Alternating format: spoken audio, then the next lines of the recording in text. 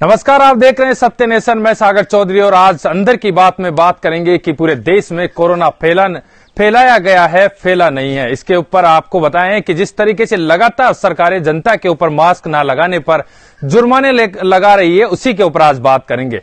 Mask ना लगाने पर पहली बार में 1000 रुपए जुर्माना रखा गया सरकार की तरफ से, तो दूसरी बार मास्क ना लगाने पर 10,000 रुपए तक का जुर्माना रखा गया।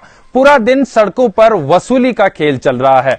ठीक है, आपने अपनी तरफ से वसूली का कार्यक्रम तो शुरू कर दिया है, लेकिन अस्पताल में ऑक्सीजन ना मिलने पर सरकार पर कितना जुर्माना लगना चाहिए, बेड ना मिलने पर सरकार पर कितना जुर्माना लगना चाहिए, वेंटिलेटर ना मिलने पर सरकारों पर कितना जुर्माना लगना चाहिए, और शमशान में मुर्दा जलाने के लिए लकड़ियां ना होने पर सरकार पर कितना जुर्माना लगना चाहिए, शमशानों में दिन भर मुर्दा जलाने की वेटिंग के लिए सरकार को कितना जुर्माना होना चाहिए, ये अब जनता को तय करना पड़ेगा। जितने भी मंत्री और ये मुख्यमंत्रियों ने बंगाल से कोरोना लाकर फैलाया है, उन पर कितना जुर्माना लगाना चाहिए, ये अहम बात है। बंगाल में बिना मास्क महीने भर से घूम रहे नेताओं पर डे के हिसाब से कितना जुर्माना होना चाहिए? क्या सरकार की कोई जवाबदेही नहीं बची है? देश में कोई जवाबदेही बची है या नहीं बची है? क्या सरकार है या नहीं है? क्या सरकार से सवाल नहीं पूछ सकती जनता? क्या कोई पूछ सकता है सरकार से कि एक साल में देश को कोरोना महामारी से झेल रहा है और पूरा देश कितने नए हॉस्पिटल के साथ में तैयार है?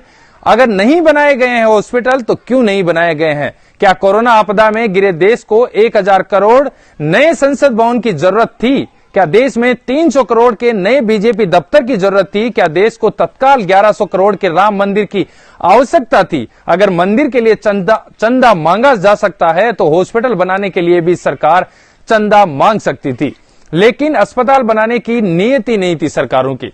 सरकार की मूर्ति बनाने की नीयत थी तो उन्होंने ये बना दी। सरकारों ने अस्पताल नहीं बनवाए। क्या इस देश की पब्लिक सरकारों पर कोई जुर्माना नहीं लगा सकती? क्या कोरोना आपदा में देश को कुंभ सजाने की आवश्यकता थी? क्या देश को कोरोना महामारी के बीच चुनाव में रैलियों की आवश्यकता थी? नहीं थी तो फिर सरकारों से सवाल पूछना चाहिए। कुछ दवाइयां बनाई, क्या वाहवाही के चक्कर में विदेशों में भेज दी गई? सरकारों ने जो दवाइयां बनाई वो भी विदेशों में भेजी गई।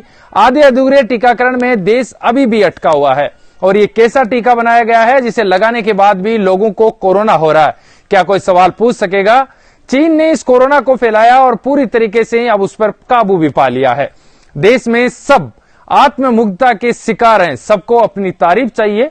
कुछ ने तारीफ के लिए तो फौज पाल रखी थी, और जिनका मन फौज से भी नहीं बढ़ता है उन्होंने तारीफ के लिए सूचना और जनसंपर्क विभाग बना दिए।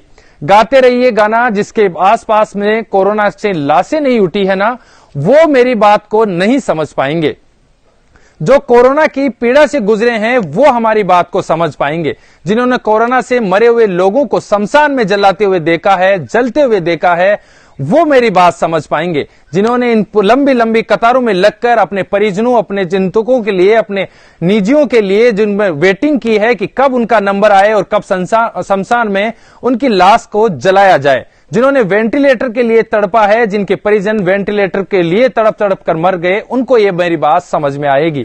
तो क्या सरकार की जवाबदेही नहीं बनती है कि अब ये समय आ गया है जब प्रधानमंत्री नरेंद्र मोदी सामने आकर इस बात का जवाब दे कि क्यों रैलियां की गई और क्यों इतना कोरोना फैलाया गया? लगातार बने गए रहिए हमारे साथ सत्य नेशन पर। अंदर की बात में आज के लिए बस इतना ही।